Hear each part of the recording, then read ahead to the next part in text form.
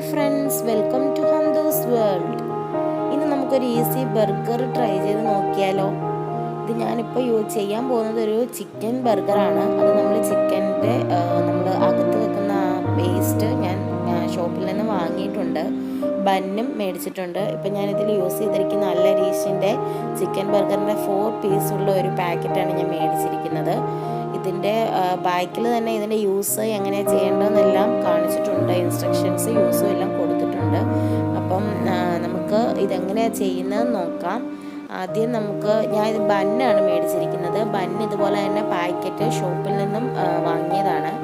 ഇത് 6 പീസുള്ള ഒരു ബന്നാണ് ഞാൻ മേടിച്ചിരിക്കുന്നത്. അപ്പോൾ നമുക്ക് ഇതിൻ്റെ അകത്ത് 2 എണ്ണം ആവശ്യമുള്ളൂ. അതിനാദ്യമായിട്ട് നമുക്ക് കുറച്ച് സബോള എടുക്കാം. അതുപോലെ തന്നെ ടൊമാറ്റോ സോസിൻ്റെ ഒരു ചെറിയ പാക്കറ്റാണ്. എന്താണെന്ന് ചോദിച്ചാൽ അതിൻ്റെ ടേസ്റ്റ് ഇവിടെ ആർക്കും യൂസ് ചെയ്യുന്ന ഇഷ്ടമില്ല. അതുകൊണ്ട് ടൊമാറ്റോ സോസാണ് എടുത്തിരിക്കുന്നത്. മറ്റേ ചീസ് സ്ലൈസ് ചെയ്തതും ഞാൻ ഇതിൽ യൂസ് ചെയ്തിട്ടില്ല. അപ്പം നമുക്ക് ആദ്യം സബോള ക്ലീൻ ചെയ്യാം.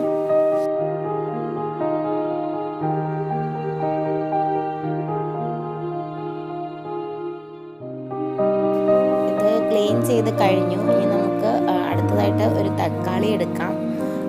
അത് നമുക്ക് തീരെ ചെറുതായിട്ട് സ്ലൈസ് ഒരു രീതിയിൽ നമുക്കിത് കട്ട് ചെയ്തെടുക്കാം.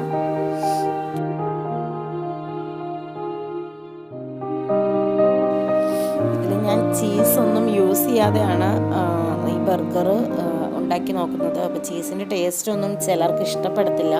അതുകൊണ്ട് നിങ്ങൾക്ക് എളുപ്പത്തിൽ ഇത് ചെയ്യാൻ പറ്റുന്ന ഒരു റെമഡിയാണ്. അപ്പോൾ നിങ്ങൾ എല്ലാവരും ട്രൈ ചെയ്ത് നോക്കണം.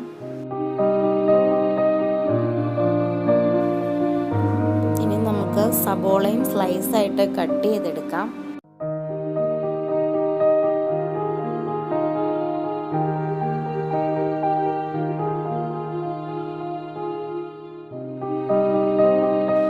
ഇതിങ്ങനെ റൗണ്ടാക്കി എടുക്കുന്നത് കൂടുതൽ ടേസ്റ്റിയാണ്. നമുക്ക് ചെറുതായിട്ടൊന്ന് ഫ്രൈ ചെയ്തിട്ട് വേണം സബോള ഇതിൽ യൂസ് ചെയ്യാൻ.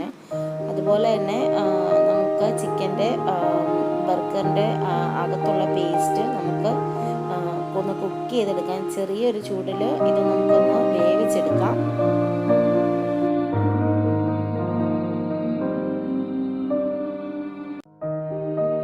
നമുക്ക് സ്റ്റൗ ഓണാക്കി പാൻ വെക്കാം. എന്നിട്ട് ചെറിയൊരു ചൂടാകുമ്പോഴത്തേക്കും ഇതിൽ ഞാൻ ഒലീവ് ഓയിലാണ് യൂസ് ചെയ്തിരിക്കുന്നത്. ബാക്കി നമ്മൾ കോക്കനട്ട് ഓയിലൊക്കെ യൂസ് ചെയ്ത് അതിൻ്റെ ഒരു ടേസ്റ്റ് ഡിഫറെൻ്റ് ആണ്. ഒലീവ് ഓയിലാണ് ഇതിന് കൂടുതൽ നല്ലതാണ്. അപ്പം ഇതിൽ ഞാൻ ചെറുതായിട്ടൊരു ഒലീവ് ഓയിൽ പേസ്റ്റ് ചെയ്ത് ഇങ്ങനെ കൊടുത്തിട്ടുണ്ട്. അപ്പം നമുക്കതൊന്ന് വേവിച്ചെടുക്കാം.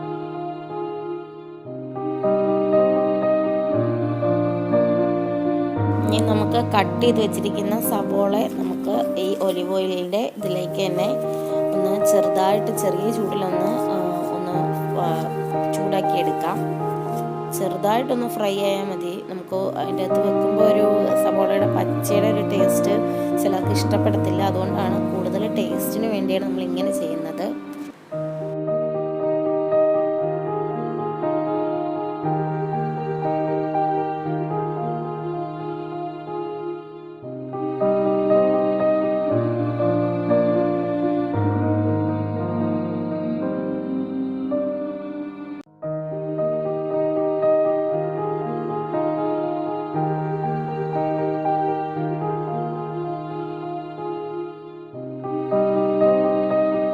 ഇത് ഏകദേശം ഒന്ന് കുക്കായിട്ടുണ്ട്. അപ്പം ഞാൻ അടുത്തതായിട്ട് എടുക്കുന്നത് ബർഗറിൻ്റെ അകത്ത് വെക്കുന്ന ലെറ്റ്യൂസ് ലീഫാണ്. ഇതിൽ ഞാൻ എടുത്തിരിക്കുന്നത്. അത് ചെറുതായിട്ട് കട്ട് ചെയ്തെടുക്കാം.